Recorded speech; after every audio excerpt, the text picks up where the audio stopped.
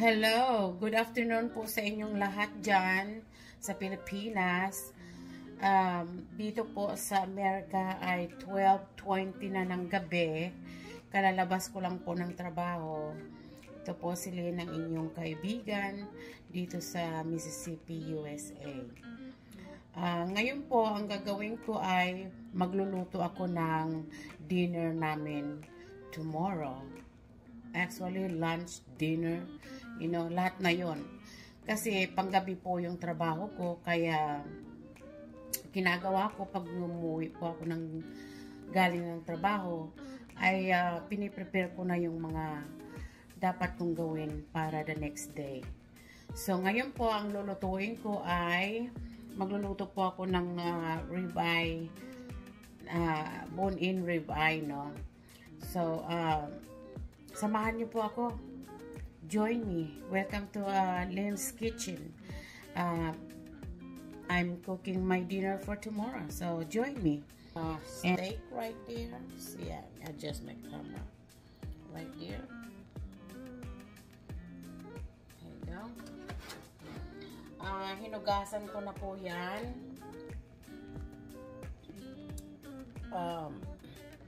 Ang gagawin po natin ay lalagyan po natin ng seasoning.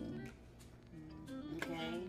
Yung ginagawa, tika muna, ayusin ko yung camera ko. Maganda. Tapos, kaya nilalagay ko dito sa, parang may rack dito sa ilalim para tumulo po yung mga excess water niya. Tapos, ginaganyan ko. No, natanggalan ko ng tubig, yung meat, bago ko siya lagyan ng season.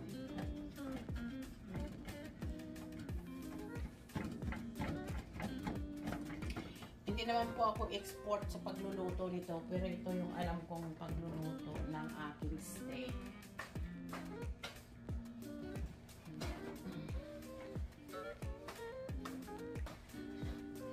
Dinagdag ko lang yan ng paper towel.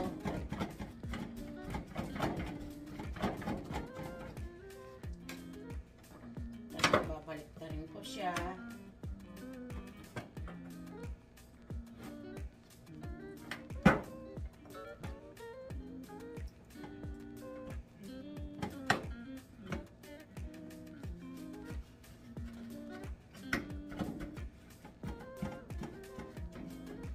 Ito po yung paboritong kinakain ng aking asawa.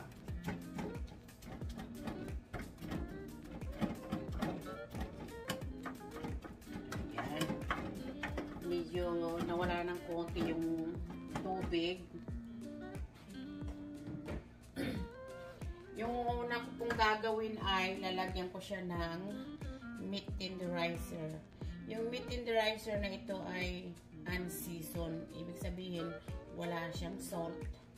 Meat tenderizer lang. Kaya, lagyan natin ng meat tenderizer para maging malambot yung ating meat.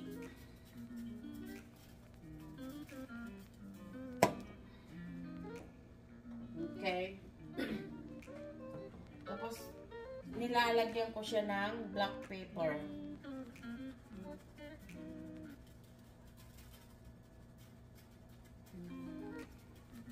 Kahit na mayroon akong ilalagay mamaya na talagang pang steak seasoning, pero naglalagay pa rin ako ng black pepper.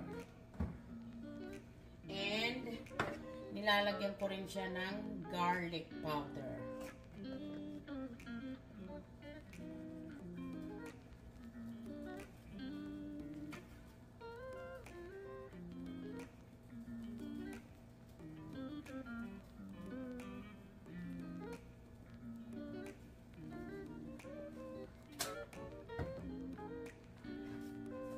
So, ito yung steak seasoning. Talagang para sa steak. Talagang nilalagyan ko ng marami nito. Kasi ito na yung talagang coat niya.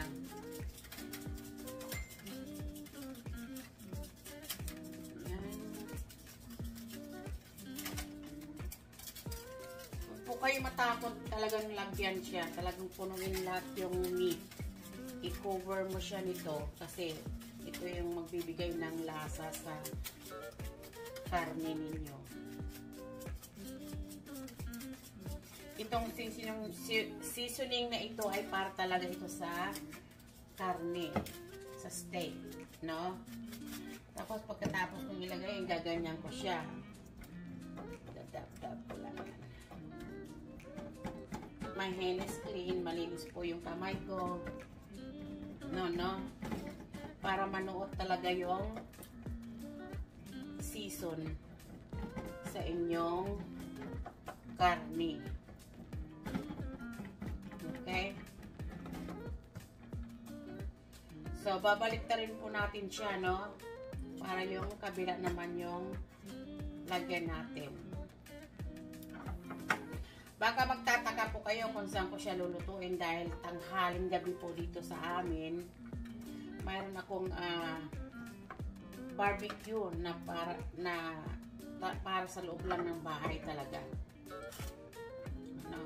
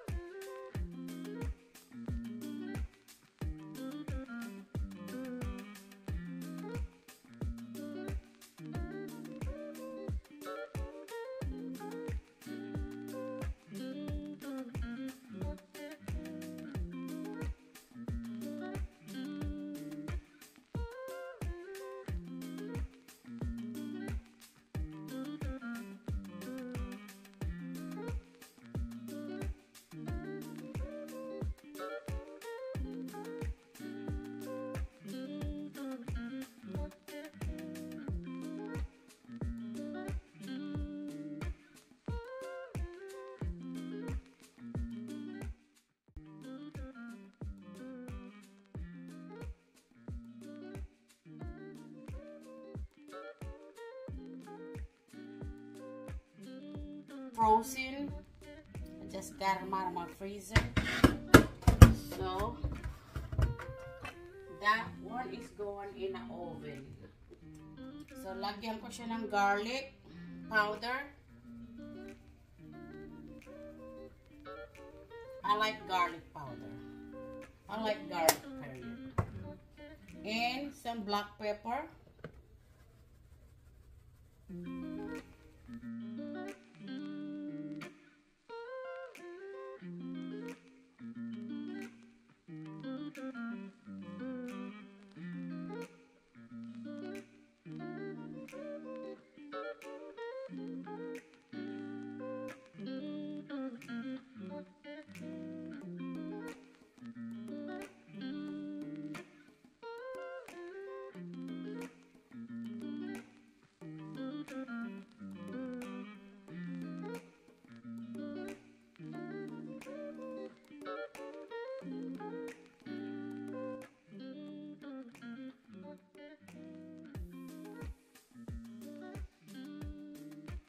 Mainit ito, kaya ingat tayo, mainit na yan.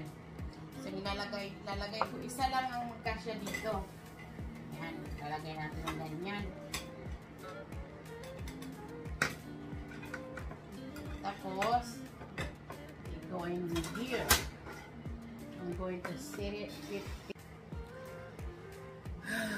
Totoo lang, pagod po ako. I'm tired. But I don't have choice. I don't want to wake up so early tomorrow morning, which I do because I have to bukas ang pinto para sa asawa ko kasi lumalabas siya ng trabaho 7 o'clock in the morning. So nakalaklat yan. So guys, my steak fries is done. Look how beautiful they are. Golden brown. And they well seasoned. Guys, look at how juicy it is. It's so juicy. The juice still doesn't out of the meat. I'm not lying to you. That machine is so magic. Natapos na siya pero tinanggal ko na bago siya natapos. Lalagay natin itong malaking na ito dito.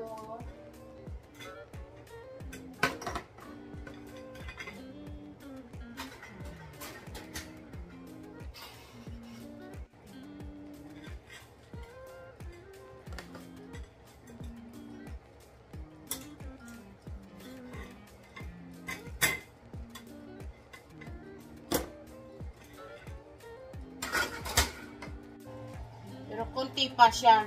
Hindi pa siya totally kasi frozen siya kanina, di ba?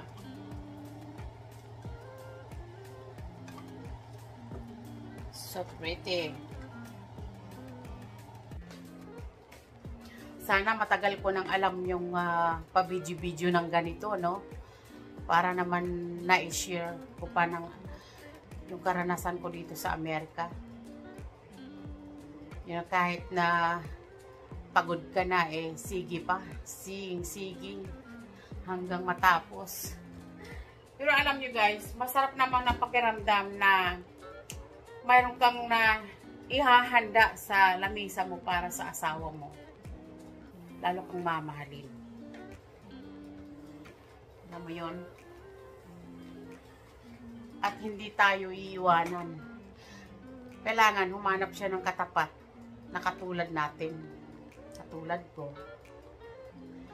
may full-time job na, pero may time pang pag nasa bahay at magluto. Malinis ang bahay, malinis ang mga damit. Saan ka pa? Diba? Pero alam nyo kasi, yan kasi ang natutunan ko nung lumalaki ako Yung mother ko, talagang homemaker lang siya. Sa bahay lang siya. Naalagaan yung mga napakadaming anak at ang kanyang asawa, yung tatay ko. Yun yung kanyang rule. Hindi nila alam dito sa Amerika. Mayroon ding iba, yung kaya, mabuhay na hindi magtrabaho, sa bahay lang. Pero mostly dito, nilalagay lang nila yung mga anak nila sa daycare para makapagtrabaho sila. Yeah. Share ko lang yung aking life dito. Sana ay ma-enjoy nyo yung experience na sinishare ko sa inyo.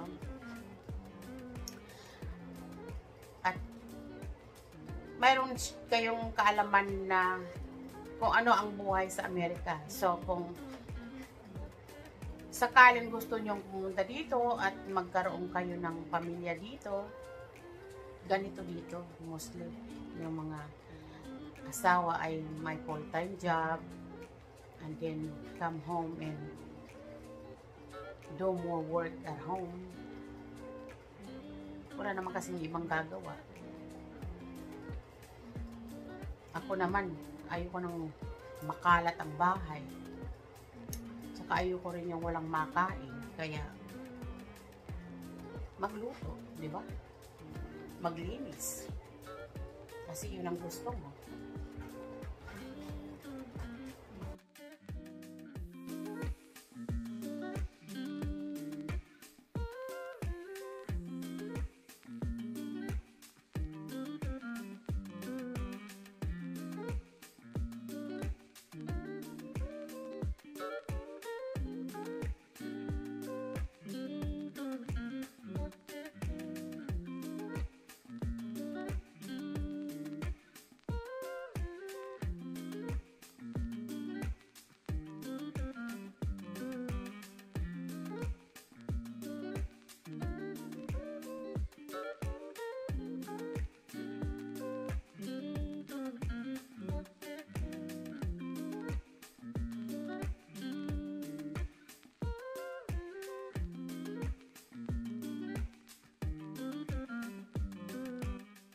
So guys, thank you for watching.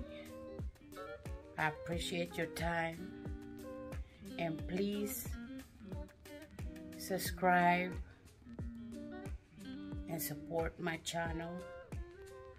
This is the second video that I'm going to post in my YouTube channel. Thank you again,